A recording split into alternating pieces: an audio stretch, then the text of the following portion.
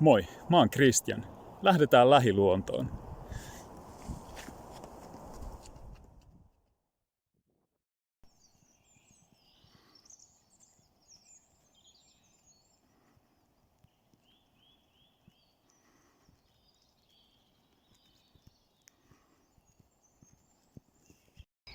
Tervehdys täältä Helsingin keskustasta, tai tarkemmin sanottuna Helsingin maantieteellisestä keskipisteestä, Helsingin Viikistä. Välillä tää kaupungin urbaani syke alkaa vähän kyllästyttää ja silloin täytyy lähteä etsimään juoksumaastoja vähän kauempaa. Tänään kohteena pääkaupunkiseudun itäisten metsäalueiden helmi Sipoonkorven kansallispuisto. Lähdetään matkaan. Nyt ollaan ylitetty Kehä 1, ollaan täällä Kivikon puolella. Tämä alueen aikojen saatossa kokenut aikamoisia mullistuksia. Täällä oli ensimmäisen maailmansodan aikaan paljon linnoituksia. Katsotaan, törmätään niihin varmaan tuo vähän myöhemmin lisää. Tässä takana näkyy tollanen joukko tollaisia korkeita pihtakuusia. Kuulemma istutettiin sinne ammunnan maailmanmestaruuskilpailujen muistoksi. Täällä oli tosiaan Malmin ampumarata aikoinaan, eli meininki on sen jälkeen muuttunut aika lailla. Täällä on nykyään iso frisbeegolf-puisto ja muuta. Ollaan täällä Kivikon metsässä, vaikka tähän on ympärille noussut asutusta aika lailla. Tämä itse metsäalue on paikotellen ihan luonnon tilassa. Täällä on hienoa monimuotoista metsää. Kanahaukka pesii täällä muun muassa. Hieno keväinen ilta.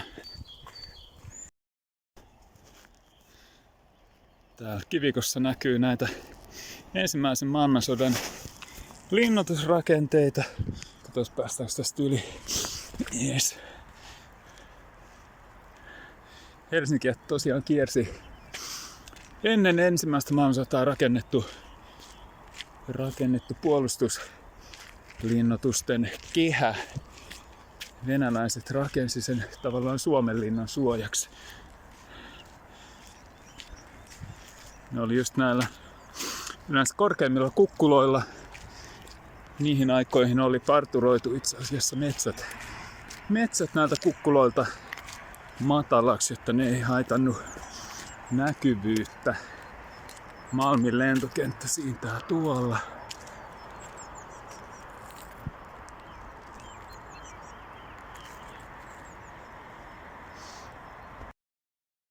Nyt ollaan Vakavan äärellä, siirrytään Helsingistä Vantaalle. Ainakin täällä Vantaalla on hyvät tien nimet. Ollaan taas vähän metsäisemmillä seuduilla. Päästiin kommelluksetta Vantaan Rajakylän läpi ja me ollaan täällä Länsimäessä. Täällä kulkee tämmönen tosi hieno metsäkaistale.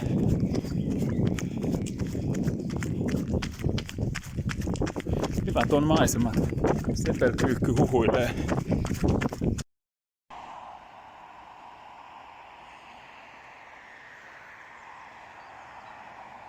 Ja tässä ollaan Kehä 3.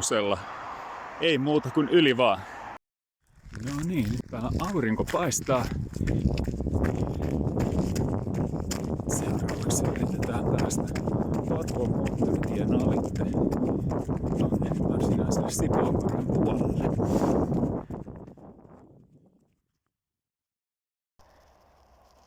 Just näkyy 2 valkohäntäpeuraa tuolla, hännät pystyssä. Katsotaan löydetäänkö niitä. Nyt näkyy tuolla pellolla 4 valkohäntäpeuraa.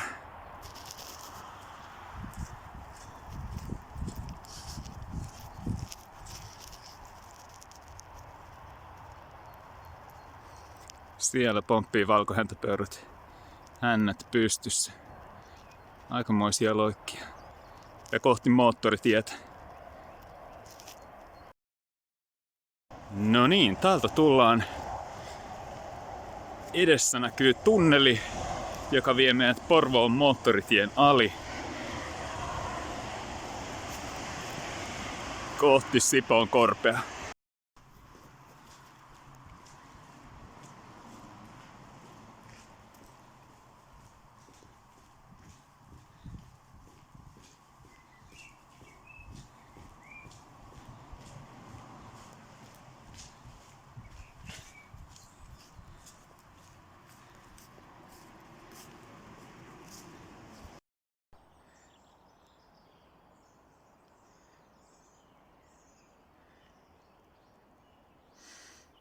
Tosta alas vaan.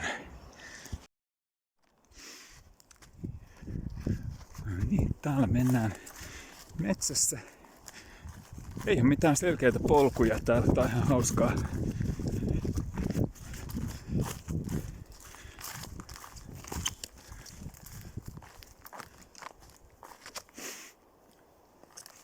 Yritetään pitää suuntaa oikeana.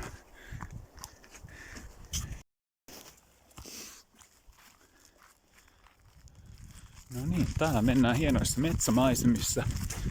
Tämän retken tarkoituksena on tosiaan löytää uusi reitti Sipoonkorpeen. Katsoo mitä löytyy. Tässä on ainakin mainio pökkelö. Katsotaan minne tästä päätyy.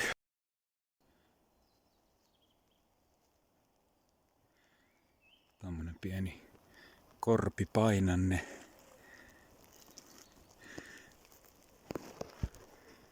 Ja suopursua.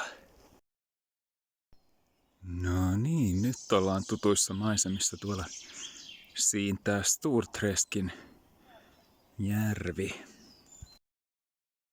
Tämmöiset tunnelmat täällä. Mä oon itse asiassa vasta taivaltanut 12 kilometriä kotoa. Ei hullumpaa.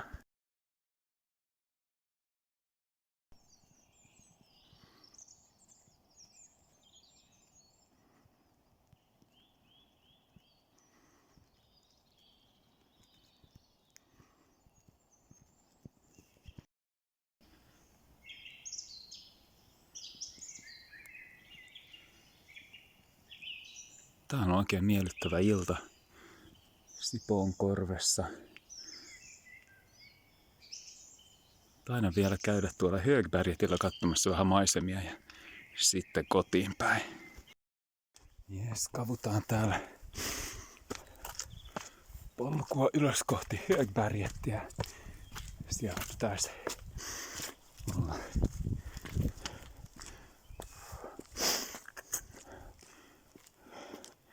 komeat on kalliomaisemat täällä. Kohta ollaan huipulla.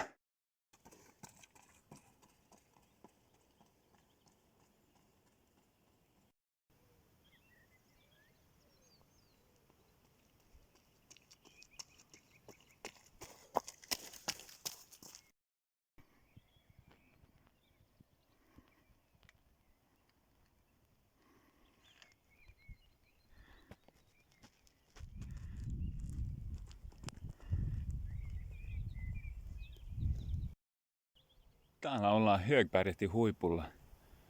Rauhallinen, hiljainen ilta Sipoonkorvessa. Laulurastaat, punarinnat laulaa. Aurinko on kohta laskemassa. Ollut vaan tommosen pilven takana tuolla. On näyttänyt vähän synkältä, mutta hieno ilta. Mä lähden kotiin päin.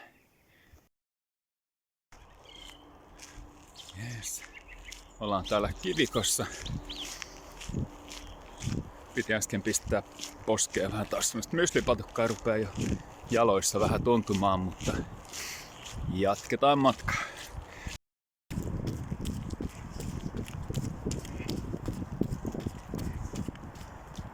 Ja nyt ollaan jo Kehä Ykkösen sisäpuolella. Tän lähiluontojuoksuretken tarkoituksena oli löytää uusi reitti Sipoonkorpeen. Sipoonkorpi löytyi, hieno ilta. Ei muuta kuin ensi kertaan.